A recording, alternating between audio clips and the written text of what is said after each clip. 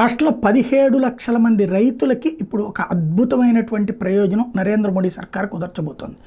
వ్యవసాయ పంపు సెట్లకి ప్రధానమంత్రి కుసుమ్ పథకం కింద సోలార్ విద్యుత్ అందించాలన్నటువంటిది మోడీ సర్కార్ ఇచ్చినటువంటి ఒక అద్భుతమైన అవకాశం ఆంధ్రప్రదేశ్కి.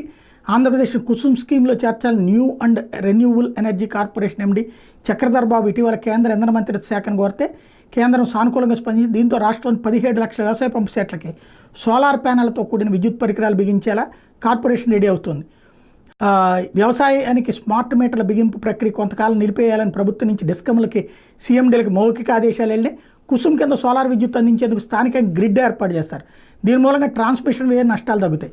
రైతులు తమకు అవసరమైన మేర సోలార్ విద్యుత్ వాడుకుని మిగిలిన దాన్ని గ్రిడ్ ద్వారా డిస్కమ్లకు విక్రయించుకునే వెసులుబాటు కూడా కల్పిస్తారు.